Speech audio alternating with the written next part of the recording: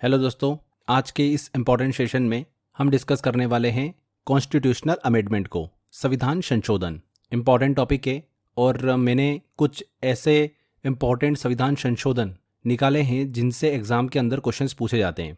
देखिए 100 से ज़्यादा कॉन्स्टिट्यूशनल अमेंडमेंट जो है अभी तक हो चुके हैं, तो हमको क्या सभी पढ़ना है क्या? नहीं, कुछ कुछ जो बहुत इंपॉर्टेंट है हम उन्हीं को दिमाग में रख सकते हैं, उन्हीं को याद रख सकते हैं और उन्हीं से क्वेश्चन जो है वो एग्जाम में पूछे जाते हैं। तो मैंने 25 से 30 ऐसे अमेंडमेंट निकाले हैं जो कि एग्जाम पॉइंट ऑफ व्यू से बहुत रिलेवेंट है और बार बार कहीं ना कहीं किसी न किसी एग्जाम के अंदर पूछे जाते हैं। तो वही 25 से 30 अमेंडमेंट आज के इस वीडियो में हम कवर करेंगे। देखिए फ्रेंड्स, सबसे पहले शुरू करें उससे पहले हमको ये समझना होगा कि अमेंडमेंट का मतलब क्या होता है। तो कॉन्स्टिट्यूशन में अमेंडमेंट का मतलब होता है कि संविधान में कोई चेंजेस या फिर करेक्शन किया जाए। इसे इसलिए किया जाता है ताकि टाइम के हिसाब से चेंजेस हो सके। संविधान में जो अमेंडमेंट्स होते हैं वो लॉ को बेहतर और प्रेजेंट टाइम की रिक्वायरमेंट के हिसाब से अपडेट करने के लिए होते हैं। ठीक है, सबसे पहली बात करते हैं हम, जो कि है हमारा फर्स्ट कॉन्स्टिट्यूशनल अमेंडमेंट 1951। संविधान लागू हुआ था, उसके बाद पहला अमेंडमेंट जो आया वो आया 1951 में। अब बात करते हैं कि ये अमेंडमेंट क्यों लाया गया। देखिए, इसे इंडिया की फ्रीडम के बाद में, आज़ादी के बाद में लैंड रिफॉर्म्स लॉ को इम्प्लीमेंट करने, साथ में बोलने की आज़ादी जो होती है, फ्रीडम ऑफ स्पीच, उस पर कंट्रोल रखने के लिए ये अमेंडमेंट लाया गया था। इस अमेंडमेंट को लाने का मेन पर्पस जो था, मकसद था गवर्नमेंट का, वो ये था कि लैंड रिफॉर्म्स लॉ को कोर्ट्स में चैलेंज न दिया जा सके। इसीलिए ये जो अमेंडमेंट था वो लाया गया था। अब इस अमेंडमेंट से कॉन्स्टिट्यूशन में क्या क्या बदलाव हुए वो बात करते हैं। तो 9th शेड्यूल को जोड़ा गया इस अमेंडमेंट के थ्रू। इस शेड्यूल से लैंड रिफॉर्म्स लॉ को बनाया गया है। इस लॉ को कोर्ट में चुनौती नहीं दी जा सकती और इसकी वजह से गवर्नमेंट के लैंड से रिलेटेड लॉ जो है वो प्रोटेक्ट हो गए। ठीक है, आर्टिकल नंबर 19(1) में चेंज किए गए। ये क्या चेंजेस थे इसको समझते हैं, इंपॉर्टेंट है। इस आर्टिकल में फ्रीडम ऑफ स्पीच के बारे में बताया गया है। इसमें 3 नए रूलों को जोड़ा गया। पहला जो प्रावधान जोड़ा गया वो है पब्लिक ऑर्डर, सार्वजनिक व्यवस्था। ये प्रावधान इसलिए जोड़ा गया ताकि किसी व्यक्ति की अभिव्यक्ति से, मतलब एक्सप्रेशन या फिर स्पीच से, देश की शांति और कानून व्यवस्था को नुकसान न हो। जो लॉ एंड ऑर्डर है वो बना रहे प्रॉपर, उसको नुकसान ना पहुंचे। तो ये पहला देखिए प्रावधान, पब्लिक ऑर्डर जोड़ा गया। दूसरा, friendly relations with foreign states, विदेशी राज्यों से संबंध। इसमें यह बताया गया कि यदि किसी अभिव्यक्ति से, मतलब वही एक्सप्रेशन या स्पीच से, दूसरे देशों के साथ भारत के रिश्ते पर अगर नकारात्मक असर पड़ सकता है तो उसे रोका जा सकता है। ये कदम जो है फॉरेन पॉलिसी के तहत लिया गया है। तीसरा जो प्रावधान है वो है इंसाइटमेंट टू एन ऑफेंस, अपराध के लिए उकसाना। अगर कोई किसी को अपराध करने के लिए भड़काता है तो यह भी अब फ्रीडम ऑफ स्पीच का हिस्सा नहीं रहेगा। इस प्रावधान के तहत अपराध को उकसाने वाले अभिव्यक्ति, मतलब स्पीच या एक्सप्रेशन पर प्रतिबंध लगाया गया। इसके अलावा स्पेशल प्रोविजंस किए गए फॉर बैकवर्ड क्लासेस के लिए। इसमें स्टेट को बैकवर्ड क्लासेस के लिए स्पेशल प्रोविजन बनाने का राइट दिया गया जिससे उनका डेवलपमेंट हो सके। एंड राइट टू नेशनलाइज, मतलब इसमें स्टेट को बिजनेस का नेशनलाइजेशन करने का राइट दिया गया। इसका मतलब ये है कि गवर्नमेंट किसी भी बिजनेस को अपने कंट्रोल में ले सकती हैं और इसे राइट टू ट्रेड का वायलेशन नहीं माना जा सकता। तो इस तरीके से जो हमको अलग अलग देखिए बदलाव देखने को मिले। फ्रीडम ऑफ स्पीच को पूरी तरह से असीमित रखने के बजाय समाज और देश की भलाई के लिए उसमें कुछ महत्वपूर्ण प्रतिबंध जो है वो लगाए गए। तो ये था हमारा पहला कॉन्स्टिट्यूशनल अमेंडमेंट 1951। ठीक है, किससे रिलेट करता है ये? 2 चीज़ें दिमाग में रखना है, लैंड रिफॉर्म्स लॉ और दूसरा हमारा है बोलने की आज़ादी पर, मतलब फ्रीडम ऑफ स्पीच पर कुछ कंट्रोल जो है वो रखने के लिए अमेंडमेंट किए गए। ठीक है, चलिए अब आगे बढ़ते हैं। अगला इंपॉर्टेंट हम अमेंडमेंट लेते हैं जो कि हमारा 7th कॉन्स्टिट्यूशनल अमेंडमेंट 1956, 7वां। ये इंपॉर्टेंट क्यों है इसको समझते हैं। देखिए, इसको हम थोड़ा सा ट्रिक से भी याद कर सकते हैं। जैसे कि 7 लिखा हुआ है ना, 7 नंबर, इसको हिंदी में 7 बोला जाता है। तो ऐसा इमेजिन करो कि देश के अंदर जितने भी राज्य थे वो साथ साथ अच्छे से काम नहीं कर पा रहे थे, क्योंकि किसी राज्य के साथ लैंग्वेज की प्रॉब्लम आ रही थी, किसी की सीमा की प्रॉब्लम आ रही थी। तो इन सब का सॉल्यूशन किया गया, राज्यों का वापस से पुनर्गठन किया गया, रीऑर्गेनाइजेशन किया गया स्टेट का, और सभी राज्य जो है फिर साथ साथ अच्छे से काम करने लगे और देश प्रगति की ओर बढ़ने लगा। बस ये एक छोटी सी हमारी स्टोरी है। इससे आपको दिमाग में आ जाएगा कि 7 नंबर जो है ना वो साथ साथ राज्यों को आगे बढ़ने के लिए प्रेरित करता है। ठीक है, और इसके लिए राज्यों का पुनर्गठन किया गया, रीऑर्गेनाइजेशन ऑफ स्टेट्स। तो इस तरीके से हम बड़ी आसानी से इसको दिमाग में रख सकते हैं। अब थोड़ा डिटेल में पढ़ते हैं इस अमेंडमेंट को हम। तो ये अमेंडमेंट राज्यों के पुनर्गठन रीऑर्गेनाइजेशन ऑफ स्टेट से संबंधित हैं। जो पुनर्गठन रीऑर्गेनाइजेशन की बात कर रहे हैं हम, इसका मतलब ये होता है कि स्टेट की बाउंड्रीज को फिर से कंट्री में अरेंज करना। भारत के इंडिपेंडेंस के बाद में स्टेट को 4 लिस्ट में जो है वो बांटा गया था, लेकिन जो स्टेट्स थे वो लैंग्वेजेस के आधार पर स्टेट की मांग कर रहे थे, जिसके कारण ये अमेंडमेंट जो है वो लाया गया। तो इस अमेंडमेंट में कॉन्स्टिट्यूशन में क्या क्या बदलाव हुए वो देखते हैं हम। लैंग्वेज के आधार पर स्टेट का निर्धारण किया गया। इस संशोधन से जो 4 लिस्ट वाले सिस्टम था उसको खत्म कर दिया गया। लैंग्वेज के हिसाब से स्टेट बनाए गए, जैसे कि गुजरात जहाँ पर गुजराती भाषा बोली जाती है, महाराष्ट्र जहाँ पर मराठी भाषा बोली जाती है। 4 लिस्ट वाले सिस्टम में स्टेट को part A, part B, part C और पार्ट डी लिस्ट में बांटा जाता था। यहाँ पर part A, part B, part C और पार्ट डी की जो बात करी ना हमने, इसको ऐसे देख सकते हैं कि पार्ट ए के जो स्टेट थे इसमें भारत के वे राज्य शामिल थे जो पहले ब्रिटिश इंडिया के प्रांत हुआ करते थे। ये राज्य सीधे ब्रिटिश शासन के अधीन थे, जैसे कि मद्रास, बंगाल, बिहार, बॉम्बे, उत्तर प्रदेश, मध्य प्रदेश, पंजाब। तो ये पार्ट ए स्टेट की लिस्ट में थे। पार्ट बी स्टेट की बात करें तो इसमें वे रियासतें शामिल थी जो स्वतंत्रता के बाद में, फ्रीडम के बाद में भारतीय संघ में मिलाई गई थी। इसमें पहले के राजा या महाराजा होते थे, लेकिन स्वतंत्रता के बाद में इन पर एक राज प्रमुख जो है वो शासन करता था, जैसे कि हैदराबाद हो गया, जम्मू और कश्मीर हो गया, मैसूर, राजस्थान, पटियाला, पूर्वी पंजाब। तो ये पार्ट बी स्टेट के अंदर आते थे। पार्ट सी स्टेट में इसमें छोटी रियासतें और पूर्ववर्ती जो ब्रिटिश चीफ कमिश्नर द्वारा शासित क्षेत्र थे वो आते थे, जैसे कि दिल्ली, भोपाल, कोचीन, मणिपुर, ये सब आते थे। पार्ट डी की बात करें तो इस वर्ग में केवल एक राज्य आता था जो कि था अंडमान और निकोबार, और यह क्षेत्र का जो प्रशासन था, एडमिनिस्ट्रेशन था, वो सीधे केंद्र सरकार के अधीन था और यहाँ एक लेफ्टिनेंट गवर्नर जो है वो नियुक्त होता था।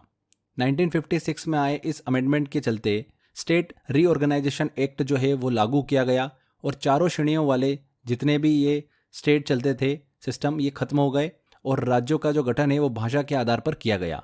राज्यों को अब स्टेट और यूनियन टेरिटरी के रूप में क्लासिफाइड किया गया। ठीक है, इसके अलावा और भी अमेंडमेंट हमको देखने को मिलते हैं। 7th नंबर के अगर हम संशोधन की बात करें तो कॉमन हाई कोर्ट की बात की गई। अब 2 स्टेट के लिए एक ही हाई कोर्ट जो है वो बनाया जा सकता है। इसके साथ में हाई कोर्ट अब यूनियन टेरिटरी को भी संभाल सकते हैं। यहाँ पर कुछ इंपॉर्टेंट फैक्ट है, जैसे कि 1952 में आंध्र प्रदेश जो है लैंग्वेज के आधार पर बनने वाला पहला स्टेट था। कौन सा? आंध्र प्रदेश। करंटली अगर हम बात करें, जैसे हमने हाई कोर्ट की बात करी, तो देश में अभी कितने हाई कोर्ट हैं? 25 हाई कोर्ट हैं। तो ये भी आपको पता होना चाहिए। चलिए अब आगे हम नेक्स्ट अमेंडमेंट की तरफ चलें, जो कि है हमारा 10वां संविधान संशोधन, 10th कॉन्स्टिट्यूशनल अमेंडमेंट 1961। ये अमेंडमेंट जो है ये दादर और नागर हवेली को इंडियन यूनियन में जोड़ने के लिए लाया गया था। इसमें इंडियन यूनियन में वे सभी एरियाज आते हैं जहां पर इंडिया का कंट्रोल होता है। इंडिया के इंडिपेंडेंट होने के बाद भी कुछ एरिया जो है फॉरेन रूल के अंडर में हमको देखने को मिलते थे, जिसमें दादर और नगर हवेली जो है ये भी एक था। ये जो एरिया था ये 1783 से लेकर 1954 तक पुर्तगालियों के कंट्रोल में रहा था और 1954 में इंडियन आर्मी ने इस एरिया पर कब्जा कर लिया और इसे पुर्तगालियों से आज़ाद कराया था। अब बात करें कि इस अमेंडमेंट से संविधान में क्या क्या बदलाव हुए, तो इस अमेंडमेंट से दादर और नागर हवेली को इंडियन यूनियन में जोड़ा गया और इसे एक यूनियन टेरिटरी जो है वो बनाया गया था। यहाँ पर ध्यान रखिएगा 2020 में इंडियन गवर्नमेंट ने दादर और नागर हवेली को दमन और दीव के साथ मर्ज कर दिया और एक नई यूनियन टेरिटरी जो है बनाई गई, जिसका नाम दिया गया Dadar and Nagar Haveli and Daman and Diu. ठीक है, तो ये चीज़ भी आप दिमाग में रखिएगा। पहले ये अलग अलग हुआ करते थे पर 2020 में इन्हें मर्ज कर दिया गया है। 2 यूटी को मिलाकर एक यूटी जो है वो बना दी गई है। तो ये क्लियर हो गया। 10th कॉन्स्टिट्यूशनल अमेंडमेंट 1961 किससे रिलेट करता है? दादर एंड नगर हवेली से रिलेट करता है। चलिए अब आगे बढ़ते हैं फ्रेंड्स, बात करते हैं 12th कॉन्स्टिट्यूशनल अमेंडमेंट 1962 की। तो ये अमेंडमेंट जो है गोवा और दमन एंड दीव को इंडियन यूनियन में जोड़ने के लिए लाया गया था। इंडिया के इंडिपेंडेंस के बाद भी गोवा, दमन एवं दीव ये पुर्तगालियों के अंडर थे। पुर्तगालियों वहाँ पर रूल करते थे। 1961 में इंडियन आर्मी ने गोवा और दमन एंड दीव पर सफलतापूर्वक जो है वो कब्जा कर लिया और इन्हें इंडिया में शामिल कर लिया। इस अमेंडमेंट में क्या क्या बदलाव हुए, तो इसके तहत गोवा और दमन एवं दीव को इंडियन यूनियन में जोड़ा गया और इन्हें एक यूनियन टेरिटरी जो है वो बनाया गया, यूटी बनाया गया। यूनियन टेरिटरी की बात कर रहे हैं हम, तो ये वो एरियाज होते हैं जिन्हें सेंट्रल गवर्नमेंट कंट्रोल करती है। यहाँ स्टेट की तरह स्टेट गवर्नमेंट जो है वो नहीं होती है। इस नई यूटी को 2 डिस्ट्रिक्ट में बांटा गया था जिसका नाम था दमन एवं दीव। यहाँ पर एक चीज ध्यान रखिएगा, 30 मई 1987 में गोवा को एक पूर्ण राज्य जो है उसका दर्जा दिया गया। कब? 1987 में। गोवा और दमन एंड दीव को इंडिया में मर्ज करने के लिए ऑपरेशन विजय जो है 1961 में वो चलाया गया था। ऑपरेशन विजय में बेसिकली ये हुआ था कि भारतीय सेना, नौसेना और वायुसेना ने संयुक्त रूप से पुर्तगाली सेना को हराया था, जिसके बाद में उसका परिणाम ये निकला कि गोवा, दमन और दीव को भारत में मिला लिया गया। मात्र 36 घंटे में ही ये अभियान जो चला था ऑपरेशन विजय वो सफल हो गया था। 19 दिसंबर 1961 को गोवा औपचारिक रूप से भारत का हिस्सा बन गया था। तो ध्यान रखना है, जो 12th कॉन्स्टिट्यूशनल अमेंडमेंट 1962 आया था वो आया था गोवा और दमन एंड दीव को इंडियन यूनियन में जोड़ने के लिए। चलिए अब आगे बढ़ते हैं। अगला देखिए हमारा संविधान संशोधन आता है 18th कॉन्स्टिट्यूशनल अमेंडमेंट 1966। इंपॉर्टेंट है, ये अमेंडमेंट इंडियन गवर्नमेंट को यूनियन टेरिटरीज में चेंजेस करने की पावर देने के लिए लाया गया था। इंडियन कॉन्स्टिट्यूशन में आर्टिकल 3 की हेल्प से इंडियन गवर्नमेंट स्टेट की बाउंड्रीज में चेंजेस कर सकती थी, लेकिन इसमें यूनियन टेरिटरीज में बदलाव करने की पावर जो है इंडियन गवर्नमेंट के पास नहीं थी, और इसी प्रॉब्लम को रिजॉल्व करने के लिए ये अमेंडमेंट जो है वो लाया गया था। इस अमेंडमेंट के चलते आर्टिकल 3 में यूनियन टेरिटरीज को जोड़ा गया, जिससे गवर्नमेंट अब यूनियन टेरिटरीज में भी चेंजेस कर सकती हैं। अमेंडमेंट करने के बाद पंजाब से चंडीगढ़ को अलग कर दिया गया और चंडीगढ़ को एक यूनियन टेरिटरीज जो है वो बनाया गया। यहाँ पर यह चीज ध्यान रखिएगा कि यह अमेंडमेंट जो है प्राइम मिनिस्टर गुलजारी लाल नंदा के टाइम पर लाया गया था। किसके टाइम पर? गुलजारी लाल नंदा, जब वो भारत के प्रधानमंत्री थे। आगे बढ़ते हैं, 21वां संविधान संशोधन की बात करते हैं 1967 की। इंपॉर्टेंट है ये भी। इस कॉन्स्टिट्यूशनल अमेंडमेंट के जरिए जो देश में सिंधी भाषा थी, सिंधी लैंग्वेज, उसको ऑफिशियल लैंग्वेज जो है वो बनाया गया था।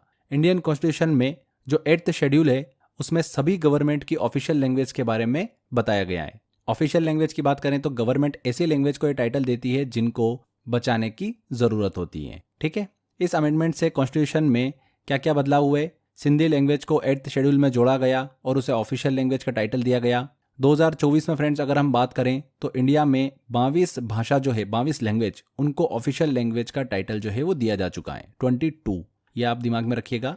आगे बढ़ते हैं, अगले अमेंडमेंट की तरफ चलते हैं जो कि हमारा 24th कॉन्स्टिट्यूशनल अमेंडमेंट 1971। ये अमेंडमेंट जो है इसको Golaknath versus Punjab government case में सुप्रीम कोर्ट द्वारा दिए गए डिसीजन को चेंज करने के लिए लाया गया था। तो बात करें कि इस केस में सुप्रीम कोर्ट ने क्या डिसीजन दिया था, तो ये डिसीजन दिया था कि पार्लियामेंट जो है फंडामेंटल राइट्स को अमेंड नहीं कर सकती है, और इसी डिसीजन को चेंज करने के लिए इंदिरा गांधी गवर्नमेंट ने संविधान में 24वां संशोधन जो है अमेंडमेंट वो किया था। इस अमेंडमेंट में क्या क्या बदलाव हुए? तो इस संशोधन के चलते संविधान में आर्टिकल 13(4) को जोड़ा गया, जिसमें गवर्नमेंट को फंडामेंटल राइट्स को अमेंड करने की पावर दी गई। इस अमेंडमेंट के बाद प्रेसिडेंट को संविधान संशोधन को सहमति देना कंपलसरी कर दिया गया।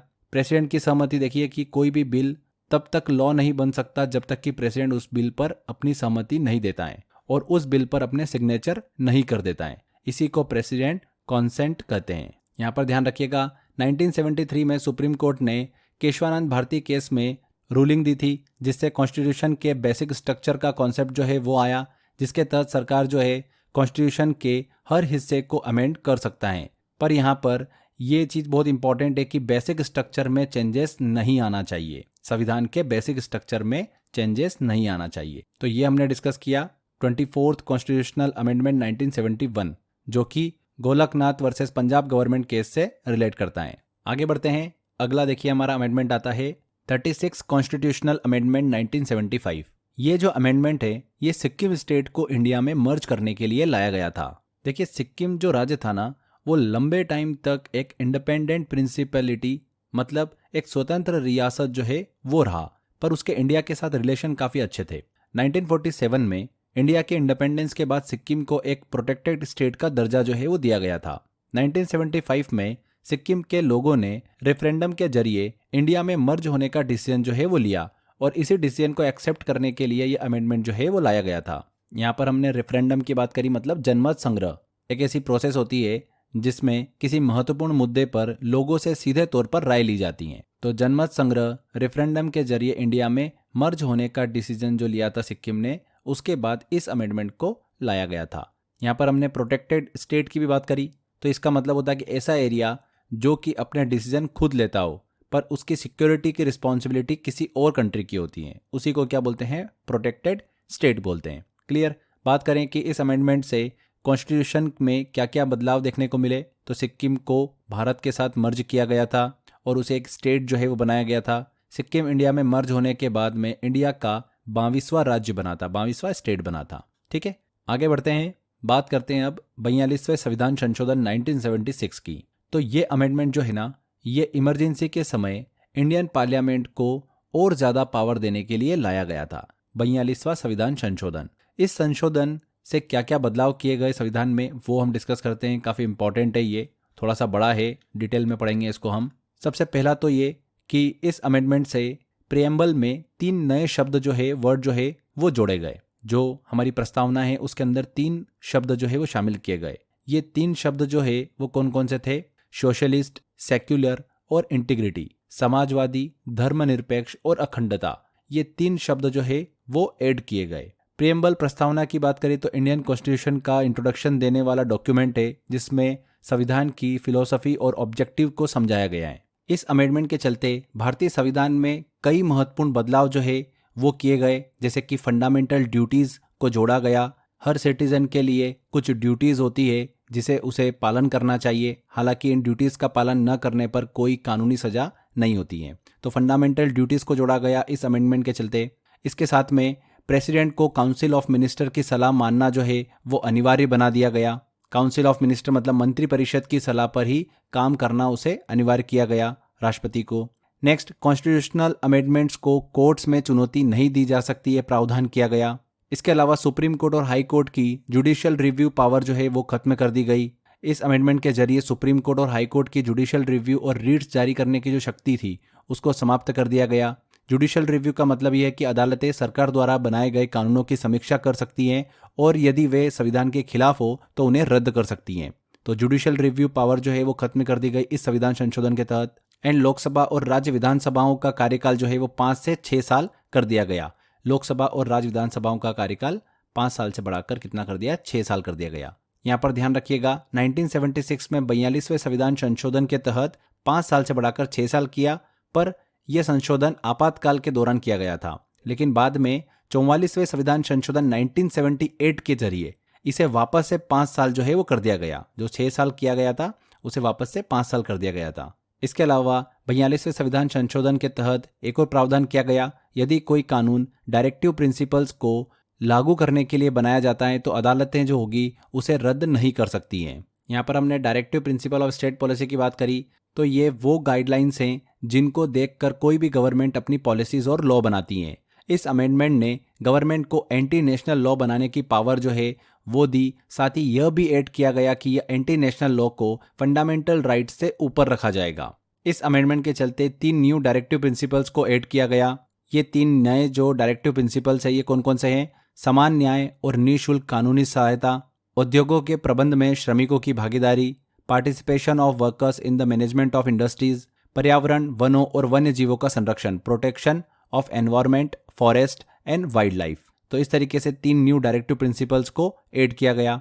इस अमेंडमेंट के बाद central government anti national activities से निपटने के लिए आर्मी को किसी भी स्टेट में डिप्लॉय कर सकती थी। इस अमेंडमेंट से 6 टॉपिक को स्टेट लिस्ट से कॉन्करेंट लिस्ट में ट्रांसफर किया गया। स्टेट लिस्ट और कॉन्करेंट लिस्ट क्या होती है ये हम पहले भी डिस्कस कर चुके हैं। स्टेट लिस्ट में जो दिए गए विषय होते हैं उस पर राज्य सरकार को कानून बनाने का अधिकार होता है, और कॉन्करेंट लिस्ट में जो विषय दिए गए होते हैं उस पर राज्य सरकार और केंद्र सरकार दोनों को कानून बनाने का अधिकार होता है। और इस संविधान संशोधन के बाद में स्टेट लिस्ट से 6 टॉपिक जो है वो निकालकर कॉन्करेंट लिस्ट में डाल दिए गए। इसमें 6 टॉपिक में से महत्वपूर्ण जो है जैसे कि एजुकेशन हुआ, फॉरेस्ट हुआ, protection of wild animals and birds हुआ, ये इंपॉर्टेंट है। आगे देखिए, इस अमेंडमेंट से पार्लियामेंट और स्टेट लेजिस्लेचर में कोरम के होने की नीड को एंड कर दिया गया। इसका मतलब ये था कि अब बिना कोरम के भी गवर्नमेंट जो है वो पार्लियामेंट और स्टेट लेजिस्लेचर में वर्क कर सकती है। कोरम मतलब होता है कि भैया पार्लियामेंट या फिर लेजिस्लेचर को चलाने के लिए मिनिमम सदस्य संख्या, ठीक है, तो इसको खत्म कर दिया गया।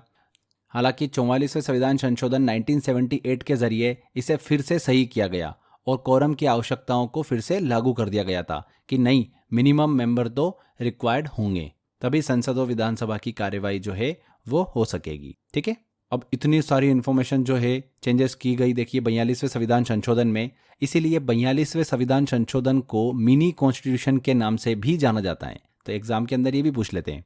ठीक है, फंडामेंटल ड्यूटीज़ की बात करी थी हमने, जो कि 42वें संविधान संशोधन के तहत संविधान में ऐड की गई थी। तो ये स्वर्ण सिंह कमेटी के रिकमेंडेशन के बाद में ऐड की गई थी, है ना। ये चीज़ हम पढ़ भी चुके हैं पहले, इस चीज़ को भी दिमाग में रखिएगा। तो यहाँ पर ये 42वें संविधान संशोधन को हमने अच्छे से डिस्कस किया। अब आगे चलते हैं, बात करते हैं 44वें संविधान संशोधन की। 44वां संविधान संशोधन 1978। अब ये क्यों लाया गया था संविधान संशोधन? इसके पीछे बहुत ही इंपॉर्टेंट कारण है। ये अमेंडमेंट जो है नेशनल इमरजेंसी के समय जो गलत अमेंडमेंट्स लाए गए थे उनको हटाने के लिए लाया गया था। नेशनल इमरजेंसी आप सभी को पता ही है कि वो कंडीशन होती है जब सेंट्रल गवर्नमेंट के पास सभी पावर आ जाती है। इस संशोधन से क्या क्या बदलाव किए गए वो डिस्कस करते हैं। तो नेशनल इमरजेंसी इंटरनल डिस्टर्बेंस की कंडीशन में लगाई जा सकती थी, पर इस अमेंडमेंट के बाद में नेशनल इमरजेंसी जो है आर्म्ड रिबेलियन की कंडीशन में ही लगाई जा सकती है। देखिए, पहले भारतीय संविधान के आर्टिकल 352 के तहत जो नेशनल इमरजेंसी है उसको लागू करने के लिए इंटरनल डिस्टर्बेंस मतलब आंतरिक अशांति एक कारण हुआ करता था। इसका मतलब ये था कि अगर देश के भीतर किसी भी प्रकार की अशांति या अस्थिरता होती है तो राष्ट्रीय आपातकाल जो है नेशनल इमरजेंसी घोषित किया जा सकता था। लेकिन फिर 44वें संविधान संशोधन 1978 के बाद में इंटरनल डिस्टर्बेंस की जगह जो है वो आर्म्ड रिबेलियन मतलब सशस्त्र विद्रोह जो शब्द है उसका इस्तेमाल किया गया। इसका मतलब यह है कि अब केवल तभी राष्ट्रीय आपातकाल घोषित किया जा सकता है जब देश के अंदर सशस्त्र विद्रोह जैसी गंभीर स्थिति हो। समझ में आ गया आपको? इस अमेंडमेंट के बाद में नेशनल इमरजेंसी लगाने के लिए काउंसिल ऑफ मिनिस्टर की रिटर्न मंजूरी जो है वो होने को कंपलसरी कर दिया गया था। इसके बाद सबसे इंपॉर्टेंट एक और चीज, इस अमेंडमेंट के जरिए 44वें संविधान संशोधन 1978 के जरिए जो एक फंडामेंटल राइट था, राइट टू प्रॉपर्टी, उसको फंडामेंटल राइट से हटाकर एक लीगल राइट जो है वो बनाया गया। तो ये एग्जाम में पूछा जाता है, ध्यान रखिएगा, 44वें संविधान संशोधन के तहत ऐसा किया गया।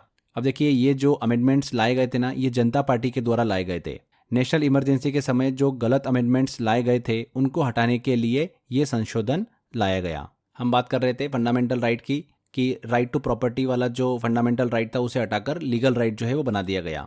एक और चीज़ ध्यान रखिएगा, इस अमेंडमेंट के बाद नेशनल इमरजेंसी के समय आर्टिकल 20 और 21 को हटाया नहीं जा सकता, ये प्रावधान किया गया। और भी बहुत सारे अमेंडमेंट किए गए, जैसे इस अमेंडमेंट के बाद यदि पार्लियामेंट को कॉन्स्टिट्यूशन के बेसिक स्ट्रक्चर में अमेंडमेंट करना है तो उसे रेफरेंडम कराना कंपलसरी होगा, ये प्रावधान किया गया। इस अमेंडमेंट से आर्टिकल 38 को ऐड किया गया था जो कि स्टेट को सिटीजन के वेलफेयर के लिए काम करने को बोलता है। इस अमेंडमेंट से पार्लियामेंट और स्टेट लेजिस्लेचर की टेन्योर जो 6 साल थी, जो हमने पढ़ा था अभी 42वें संविधान संशोधन में कर दी गई थी 5 से 6, वापस से यहाँ पर क्या करा गया, 6 को 5 साल कर दिया गया। इसके अलावा 44वें संविधान संशोधन ने राष्ट्रीय आपातकाल से संबंधित कई महत्वपूर्ण सुधार जो है वो भी किए। इसके तहत आपातकाल को मतलब इमरजेंसी जो होती है नेशनल इमरजेंसी, उसको लागू करने के बाद इसकी अवधि बढ़ाने के नियम पर यहाँ पर कड़े डिसीजन लिए गए। मतलब आपातकाल को 1 वर्ष से ज़्यादा नहीं बढ़ाया जा सकता। अगर बढ़ाना है तो उसमें कुछ कारण है कि ये कारण जो है वो फुलफिल होने चाहिए, तभी आपातकाल को 1 साल से ज़्यादा जो है वो बढ़ाया जा सकता है। तो आर्टिकल 352 जो है नेशनल इमरजेंसी से रिलेटेड है। आर्टिकल 352 की घोषणा के बाद में उसे केवल 6 महीने के लिए ही लागू किया जा सकता है राष्ट्रीय आपातकाल को। इसके बाद आपातकाल को 1 वर्ष से ज़्यादा नहीं बढ़ाया जा सकता। तो ये प्रावधान भी किया गया इस अमेंडमेंट के चलते। जो 44वां संविधान संशोधन था 1978, इसका उद्देश्य इमरजेंसी से जुड़े प्रावधानों में सुधार लाना और 42वें संविधान संशोधन के दौरान जो पावर मतलब शक्तियों का दुरुपयोग हुआ था उसे रोकना था। हालांकि कुछ आलोचकों का ये मानना है कि इमरजेंसी हटाया नहीं गया, बल्कि इसे संविधान का एक स्थायी और वैध हिस्सा जो है वो बना दिया गया। यानी इमरजेंसी लगाना अब भी संभव है, बस इसे लागू करने के लिए कुछ सख्त नियम जो है वो बनाए गए, जिससे यह एक संवैधानिक प्रक्रिया बन गई है। 44वें संविधान संशोधन ने आपातकाल इमरजेंसी को पूरी तरीके से समाप्त नहीं किया, बल्कि इसे नियंत्रित और कानूनी रूप से संवैधानिक बना दिया। ठीक है, तो ये फ्रेंड्स हमने 44वां संविधान संशोधन जो है वो डिस्कस किया। अब 1 से 50 के बीच में जो 3 संविधान संशोधन आपके दिमाग के अंदर छप जाना चाहिए वो है 7 नंबर का, 7 चलना चाहिए स्टेट को, हमने याद किया था ट्रिक से, पुनर्गठन से संबंधित है वो, है ना, राज्यों का पुनर्गठन। 42वां संविधान संशोधन और 44वां संविधान संशोधन। ये तीन तो बहुत ही इंपॉर्टेंट है और बहुत बार क्वेश्चन पूछे जाते हैं। अब आगे बढ़ते हैं। अब बात करेंगे हम 50 से लेकर 100 के बीच के संविधान संशोधन की। ठीक है, तो काफी इसके अंदर इंपॉर्टेंट है, एक एक करके डिस्कस करते हैं। सबसे पहला आता है हमारा 56th कॉन्स्टिट्यूशनल अमेंडमेंट 1987, 56वां संविधान संशोधन। तो इस अमेंडमेंट को गोवा को एक स्टेट बनाने के लिए लाया गया था। पहले गोवा और दमन एंड दीव को एक यूनियन टेरिटरी जो है उसके रूप में शामिल किया था। इस अमेंडमेंट के बाद में गोवा को एक यूटी से हटाकर स्टेट बनाया गया था। दमन एंड दीव को यूनियन टेरिटरी ही बनाए रखा। गोवा को 40 मेंबर वाली स्टेट लेजिस्लेचर के रूप में शामिल किया गया। ठीक है, तो ये 56th कॉन्स्टिट्यूशनल अमेंडमेंट 1987। आगे बात करते हैं 61वां संविधान संशोधन आता है 1999 में। यह भी बहुत ही इंपॉर्टेंट है, एग्जाम में 3 से 4 बार क्वेश्चन पूछा जा चुका है यहाँ से। यह अमेंडमेंट इलेक्शन में वोट करने की एज को 21 से 18 करने के लिए लाया गया था। इस अमेंडमेंट ने लोकसभा और स्टेट लेजिस्लेचर में वोट देने की जो एज थी उसे 21 से 18 कर दिया गया। ध्यान रखिएगा, पहले भारतीय संविधान के आर्टिकल 326 के अनुसार वोट देने की उम्र 21 वर्ष थी। 61वें संविधान संशोधन के जरिए आर्टिकल 326 में बदलाव किया गया और 21 से 18 साल किया गया। किस आर्टिकल में चेंज किया गया, ये बहुत इंपॉर्टेंट है, आर्टिकल 326। तो ये 61 कॉन्स्टिट्यूशनल अमेंडमेंट 1989 हमने डिस्कस किया। आगे अब बात करते हैं 69वें संविधान संशोधन 1991 की। तो ये अमेंडमेंट जो है ना, ये दिल्ली को एक स्पेशल स्टेटस देने के लिए लाया गया था। देखिए, दिल्ली के सिटीजन्स लंबे समय से एक रीजनल गवर्नमेंट की डिमांड कर रहे थे। इसी डिमांड को पूरा करने के लिए ये अमेंडमेंट जो है वो लाया गया था। इस अमेंडमेंट ने दिल्ली को एक स्पेशल स्टेटस दिया और साथ में इसे नेशनल कैपिटल टेरिटरी का नाम भी दिया। इस अमेंडमेंट के द्वारा दिल्ली को 70 मेंबर वाली लेजिस्लेचर बनाया गया। विधानसभा वहां पर बनाई गई 70 मेंबर की। इस अमेंडमेंट से दिल्ली में 7 मेंबर की काउंसिल ऑफ मिनिस्टर्स का प्रोविजन जोड़ा गया और इस काउंसिल ऑफ मिनिस्टर को चीफ मिनिस्टर जो है वो लीड करेगा, ये प्रोविजन भी किया गया। तो ये था हमारा 69वां संविधान संशोधन 1991, जो कि दिल्ली को स्पेशल स्टेटस देने से संबंधित है। अगला हमारा देखिए संशोधन आता है 71वां संविधान संशोधन 1992। तो ये अमेंडमेंट से कोंकणी, मणिपुरी और नेपाली भाषा को संविधान में ऑफिशियल लैंग्वेज का दर्जा दिया गया। इस अमेंडमेंट से ध्यान रखिएगा, कोंकणी, मणिपुरी और नेपाली, इनको 8वीं अनुसूची जो है 8th शेड्यूल, उसमें जोड़ा गया। 8th शेड्यूल में टोटल ऑफिशियल लैंग्वेज की संख्या कितनी हो गई थी उस दौरान? 18 हो गई थी। वर्तमान में कितनी है? 22 है। कोंकणी लैंग्वेज जो है ये गोवा, महाराष्ट्र, कर्नाटका यहाँ पर बोली जाती है। मणिपुरी लैंग्वेज मणिपुरी स्टेट में बोली जाती है। नेपाली लैंग्वेज जो है ये इंडिया के दार्जिलिंग, सिक्किम इस क्षेत्र में बोली जाती है। तो 71वां संविधान संशोधन जो है ना, वो इसी से रिलेट करता है। कोंकणी, मणिपुरी और नेपाली लैंग्वेज को इंडियन कॉन्स्टिट्यूशन में ऑफिशियल लैंग्वेज का दर्जा दिया गया। इसके बाद बात करते हैं अब 73वें संविधान संशोधन 1992 की। तो ये अमेंडमेंट जो है काफ़ी इंपॉर्टेंट है, क्योंकि इस संविधान संशोधन के तहत पंचायत सिस्टम को हमारे संविधान में कॉन्स्टिट्यूशनल स्टेटस जो है वो दिया गया, संवैधानिक दर्जा दिया गया पंचायत सिस्टम को। देखिए, जो पंचायत है वो हमेशा से ही इंडिया के विलेजेस का एक इम्पॉर्टेंट पार्ट रहा है, पर इसे संवैधानिक दर्जा जो है, कॉन्स्टिट्यूशनल स्टेटस जो है वो 1992 में 73वें संविधान संशोधन से मिला है। तो ये बहुत ही इंपॉर्टेंट है, इस चीज को आप दिमाग में रखिएगा, एग्जाम में पूछा जाता है ये। इस अमेंडमेंट के तहत संविधान में 11वीं अनुसूची को भी जोड़ा गया, जिसमें 29 सब्जेक्ट्स दिए गए हैं, जैसे कि agriculture, water management, rural development, education, health, ये सब सब्जेक्ट दिए गए हैं जिन पर पंचायतें जो हैं वो कानून बना सकती हैं और नीतियों को लागू कर सकती हैं। 73वें ही संविधान संशोधन के तहत पंचायत जो है उसमें SC ST को उनकी पॉपुलेशन के हिसाब से रिजर्वेशन दिया जाएगा और साथ ही में 1/3 रिजर्वेशन वुमेन को भी दिया जाएगा, ये प्रावधान भी किया गया। पंचायत को देखिए कॉन्स्टिट्यूशनल स्टेटस देने के लिए कुछ कमेटियां बनी थी, बलवंत राय मेहता, अशोक मेहता, ये हम पंचायत वाले लेक्चर में अच्छे से डिस्कस कर चुके हैं। आगे बढ़ते हैं, अगला संविधान संशोधन लेते हैं जो कि है 74वां संविधान संशोधन 1992। यह अमेंडमेंट अर्बन लोकल बॉडीज को कॉन्स्टिट्यूशनल स्टेटस देने के लिए लाया गया था, जैसे कि municipality, municipal corporation, municipal council, ये सभी इसके अंदर आते हैं। ठीक है, नगर पालिका। तो इस अमेंडमेंट से कॉन्स्टिट्यूशन में क्या क्या बदलाव हुआ? एक तो अर्बन लोकल बॉडीज को संवैधानिक दर्जा दिया गया और संविधान में 12वीं अनुसूची को जोड़ा गया। उसमें 18 सब्जेक्ट दिए गए हैं जिस पर म्युनिसिपैलिटीज जो है वो काम करेगी, उनको रिप्रेजेंट करेगी, उन पर कानून बनाएगी, नीतियां बनाएगी। क्लियर? अगला संविधान संशोधन है हमारा 86 कॉन्स्टिट्यूशनल अमेंडमेंट 2002। इस अमेंडमेंट को एलिमेंट्री एजुकेशन मतलब 8th क्लास तक की एजुकेशन को कंपलसरी बनाने के लिए लाया गया था। इस अमेंडमेंट से एलिमेंट्री एजुकेशन को एक फंडामेंटल राइट भी बनाया गया और इस अमेंडमेंट के तहत इंडियन कॉन्स्टिट्यूशन में आर्टिकल 21A को जोड़ा गया था। बहुत ही इंपॉर्टेंट है, एग्जाम में रिसेंटली क्वेश्चन भी बने यहाँ से। आर्टिकल 21A इसके हिसाब से 6 से 14 की एज के जो चिल्ड्रन होते हैं, बच्चे होते हैं, उनको एजुकेशन देना कंपलसरी है और उन्हें एजुकेशन प्रोवाइड कराने की रिस्पॉन्सिबिलिटी किसकी होगी? गवर्नमेंट की होगी। इस अमेंडमेंट ने फंडामेंटल ड्यूटी में आर्टिकल 51A के तहत एक नई मौलिक कर्तव्य जो है फंडामेंटल ड्यूटी, उसको जोड़ा, जो कि माता पिता और अभिभावकों को यह जिम्मेदारी देता है कि वे अपने 6 से 14 साल तक के बच्चों को शिक्षा दिलाने का प्रबंध करें। इसके अलावा इस अमेंडमेंट से directive principle of state policy में आर्टिकल 45 को भी जोड़ा गया। तो ये कुछ हमको यहाँ पर देखिए बदलाव देखने को मिले संविधान के अंदर 86वें संविधान संशोधन के तहत। आगे बढ़ते हैं, अब बात करते हैं 91 कॉन्स्टिट्यूशनल अमेंडमेंट 2003 की। तो ये जो संविधान संशोधन लाया गया था वो स्टेट लेजिस्लेचर में काउंसिल ऑफ मिनिस्टर्स के नंबर को फिक्स करने के लिए लाया गया था। इस अमेंडमेंट के जरिए आर्टिकल 160 में क्लॉज 1A को जोड़ा गया।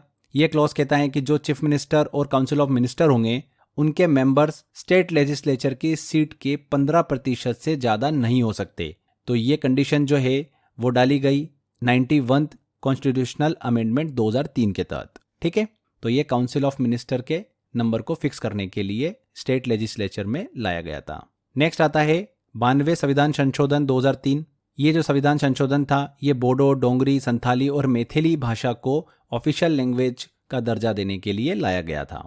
बोडो लैंग्वेज जो है ये असम में बोली जाती है, डोंगरी लैंग्वेज जो है जम्मू एंड कश्मीर में बोली जाती है, संथाली लैंग्वेज जो है झारखंड, वेस्ट बंगाल में बोली जाती है, मैथिली लैंग्वेज जो है ये बिहार के मिथिला एरिया में बोली जाती है स्पेशली।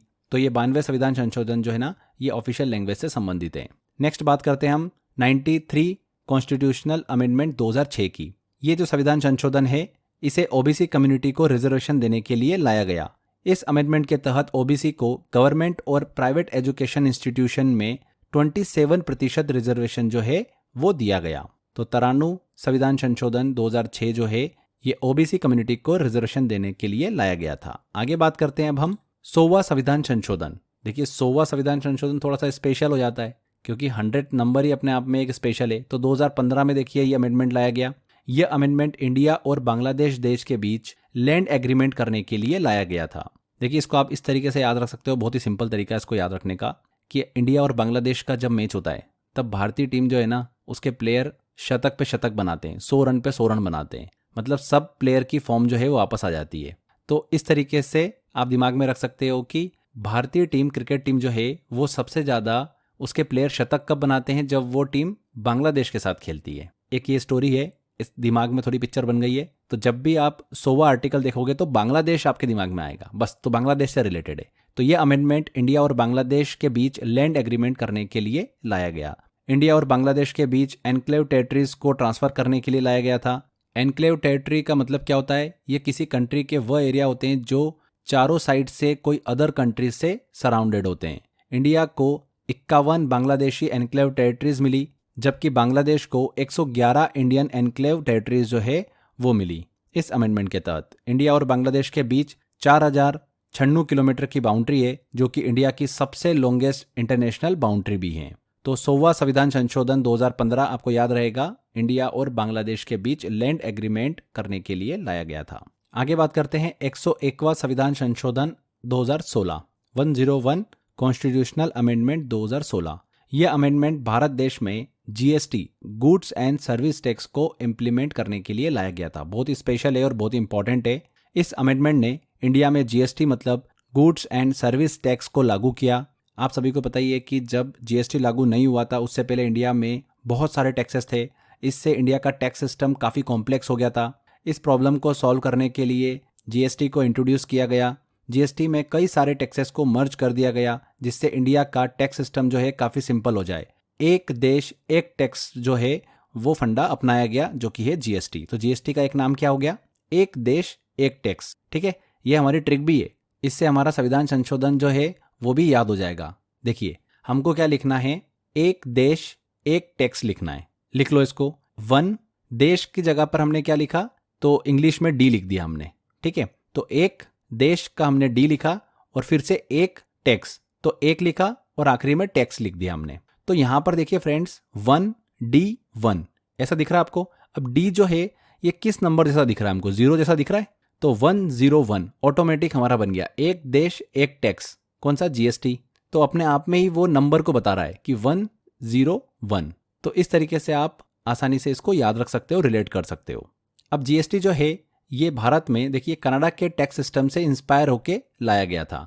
असम GST को इम्प्लीमेंट करने वाला पहला स्टेट बना था, कौन सा, असम। GST नंबर की बात करें हम, goods and service tax identification number की, तो ये 15 नंबर का कोड होता है। जो भी GST के लिए अप्लाई करता है, जो रजिस्टर्ड पर्सन होता है, उसको ये नंबर जो है, GST नंबर जो है वो दिया जाता है। तो ये क्लियर हो गया। आगे बढ़ते हैं, अब चलते हैं हम 102वें संविधान संशोधन की तरफ, 2018 102 कॉन्स्टिट्यूशनल अमेंडमेंट 2018। तो ये संविधान संशोधन जो है ना, ये national commission of backward class को कॉन्स्टिट्यूशनल स्टेटस देने के लिए लाया गया था। National commission of backward class की बात करें तो ये जो कमीशन है ये बैकवर्ड क्लासेस के राइट्स को प्रोटेक्ट करने के लिए बनाया गया है और बैकवर्ड क्लासेस की पोजीशन को इम्प्रूव करना इसका लक्ष्य है। तो इस अमेंडमेंट के चलते, इस संशोधन के चलते national commission of backward class को कॉन्स्टिट्यूशनल स्टेटस जो है वो दिया गया और 2 नए आर्टिकल जो है संविधान में जोड़े गए, आर्टिकल 338B और आर्टिकल 342A।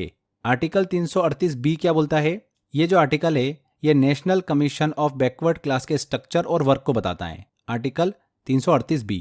और 342A जो है ये आर्टिकल प्रेसिडेंट को किसी भी कास्ट को बैकवर्ड क्लास घोषित करने का राइट देता है। National commission of backward class को 14 अगस्त 1993 को स्टैब्लिश किया गया था। 2018 से पहले national commission of backward class एक स्टैट्यूटरी बॉडी थी, संवैधानिक बॉडी नहीं थी। उसके बाद संवैधानिक दर्जा इसे मिल गया 102वें संविधान संशोधन के बाद। ठीक है, अगला हमारा अमेंडमेंट आता है 103। 103 तो पढ़ेंगे ही पढ़ेंगे हम, 104, 105 और 106 भी पढ़ेंगे। तो यहाँ से 100 से हमको पूरा सिक्वेंस से पढ़ना है, 100 भी पढ़ना है, 101, 102, 103, 104, 105 और 106। तो अभी 103 की बात कर रहे हैं, यह आया था 2019 में। यह अमेंडमेंट EWS कैटेगरी को रिजर्वेशन देने के लिए लाया गया था। EWS कैटेगरी में वे लोग आते हैं जो SC, ST और OBC का पार्ट नहीं है और जिनकी फैमिली इनकम 8 लाख से कम है। इस अमेंडमेंट के जरिए भारतीय संविधान में EWS इकोनॉमिकली वीकर सेक्शन के लिए 10% रिजर्वेशन देने का प्रोविजन जो है वो ऐड किया गया। इस अमेंडमेंट के जरिए जो रिजर्वेशन है वो गवर्नमेंट और प्राइवेट एजुकेशनल इंस्टीट्यूट में दिया जाएगा। इसके साथ साथ यह सेंट्रल गवर्नमेंट जॉब में भी दिया जाएगा। इस अमेंडमेंट के जरिए भारतीय संविधान में 2 नए आर्टिकलों को ऐड किया गया, आर्टिकल 15(6) और आर्टिकल 16(6). आर्टिकल 15(6) क्या बोलता है, यह आर्टिकल EWS कैटेगरी को एजुकेशनल इंस्टीट्यूट में रिजर्वेशन देता है। वहीं आर्टिकल 16(6) जो है ये EWS कैटेगरी को गवर्नमेंट जॉब में रिजर्वेशन देता है। तो ध्यान रखिएगा इस चीज को, इंपॉर्टेंट है 103। नेक्स्ट अमेंडमेंट की तरफ चलते हैं जो कि है 104वां संविधान संशोधन अधिनियम 2020। यह अमेंडमेंट SC और ST कैटेगरी के लोगों के लिए लोकसभा और स्टेट असेंबली में रिजर्वेशन को बढ़ाने के लिए लाया गया था। SC ST कैटेगरी के लोगों के लिए रिजर्वेशन को 20 ईयर के लिए बढ़ा दिया गया, मतलब रिजर्वेशन को 2030 तक के लिए बढ़ा दिया गया इस संविधान संशोधन के तहत। इस संशोधन के तहत एक और चीज की गई, लोकसभा और स्टेट असेंबलीज में एंग्लो इंडियंस की सीट के लिए रिजर्वेशन को खत्म कर दिया गया। पहले एंग्लो इंडियंस के लिए रिजर्वेशन जो था सीट्स के फॉर्म में वो हुआ करता था, बट अब 2020 के बाद से खत्म हो गया है। एंग्लो इंडियंस ये मिक्स्ड ब्रिटिश और इंडियन फैमिली के लोग होते हैं, तो इनका जो रिजर्वेशन वाला पार्ट था लोकसभा और स्टेट असेंबलीज में वो इस अमेंडमेंट के बाद में खत्म कर दिया गया। तो 104वां संविधान संशोधन क्लियर हो गया। आगे बढ़ते हैं, 105 की तरफ चलते हैं अब हम। 105वां संविधान संशोधन क्या बोलता है 2021। इसके तहत स्टेट को यह राइट मिल गया है कि वे अपने स्टेट में कौन से कम्युनिटी OBC मतलब अदर बैकवर्ड क्लास मानेंगे, ये स्टेट खुद तय कर सकता है। पहले राइट सिर्फ सेंट्रल गवर्नमेंट के पास था, लेकिन अब स्टेट अपने हिसाब से OBC कम्युनिटी को चुन सकते हैं और उन्हें रिजर्वेशन और अदर फैसिलिटीज दे सकते हैं। इससे OBC कम्युनिटी को स्टेट लेवल पर ज़्यादा बेनिफिट जो है वो मिलेगा और उनके डेवलपमेंट में भी हेल्प होगी। तो ये 105वां संविधान संशोधन है। लास्ट डिस्कस करते हैं हम 106 कॉन्स्टिट्यूशनल अमेंडमेंट 2023। बहुत ही लेटेस्ट है ये। यह अमेंडमेंट वुमेन को रिजर्वेशन देने के लिए लाया गया। इस अमेंडमेंट से वुमेन्स को मतलब महिलाओं को लोकसभा, स्टेट लेजिस्लेचर, विधानसभा और दिल्ली असेंबली में 15 ईयर के लिए 1/3 रिजर्वेशन जो है वो दिया जाएगा। ये मेंशन किया गया 106वें संविधान संशोधन के तहत। इस अमेंडमेंट के तहत भारतीय संविधान में बहुत से नए आर्टिकल भी ऐड किए गए, जैसे कि आर्टिकल 330A और आर्टिकल 332A। 330A जो है ये आर्टिकल वुमेन को, महिलाओं को लोकसभा में रिजर्वेशन देता है, और आर्टिकल 332A जो है ये आर्टिकल स्टेट लेजिस्लेचर मतलब विधानसभा में वुमेन्स मतलब महिलाओं को रिजर्वेशन देता है। इस अमेंडमेंट को नारी शक्ति अधिनियम 2023 के रूप में भी जाना जाता है। तो बहुत ही लेटेस्ट है, एग्जाम के अंदर यहाँ से क्वेश्चन पूछा जा सकता है, काफ़ी इंपॉर्टेंट है, इसको आपको अच्छे से समझना है। ठीक है, तो यहाँ पर फ्रेंड्स हमने ये संविधान में जो भी संशोधन अभी तक हुए हैं उसमें सबसे जो मोस्ट इम्पॉर्टेंट है, लगभग 25-30 हमने संविधान संशोधन को डिस्कस किया। मैंने बहुत सिंपल तरीके से आपको समझाने की कोशिश करी है, टू द पॉइंट हमने वो इन्फॉर्मेशन डिस्कस करी है जो कि एग्जाम के अंदर पूछी जाती है। अब आपको करना क्या है, इस टॉपिक का मैंने टेस्ट दे रखा है, टेस्ट वाले सेक्शन में जितनी इन्फॉर्मेशन मैंने दे रखी है अच्छे से उसको आपने पढ़ लिया, तो अब टेस्ट लगाइए, आपसे सारे अच्छे से क्वेश्चन जो है वो बनेंगे। बार बार टेस्ट की प्रैक्टिस करते रहिएगा, तभी ये क्वेश्चन जो है ना आपके दिमाग में सेट होंगे। ऐसे आप अमेंडमेंट को अगर याद करते रहोगे तो भूल सकते हो, पर टेस्ट अगर लगाते रहोगे ना तो एग्जाम में इस टॉपिक से क्वेश्चन आएगा, 100% बिल्कुल सही होगा। जैसे मान लो कि टेस्ट में आप बार बार एक क्वेश्चन लगा रहे हो कि 69वां संविधान संशोधन जो है ये किससे संबंधित है, तो दिल्ली को स्पेशल स्टेटस देने से संबंधित है। मान लो आपने इसमें सही आंसर लगाया, तो आप बार बार लगाओगे तो ये क्वेश्चन आपके दिमाग में आ चुका है अब, तो जब भी ये एग्जाम के अंदर आएगा तुरंत आप सही आंसर टिक करोगे। इसीलिए टेस्ट की बार बार प्रैक्टिस करो। थ्योरी सेक्शन एक बार पढ़ लिया, मैंने कोशिश करी है कि हर एक संशोधन से रिलेटेड आपको क्वेश्चन दिया है, जिससे कि आपके दिमाग में उस क्वेश्चन से रिलेटेड इमेज बन जाए। बस यही एक सबसे बेस्ट तरीका है इसको दिमाग में रखने का और एग्जाम में इस टॉपिक का क्वेश्चन सही करने का। तो फ्रेंड्स आज के इस वीडियो में इतना ही, अच्छे से मेहनत करते रहिए, 100% आपको सफलता मिलेगी।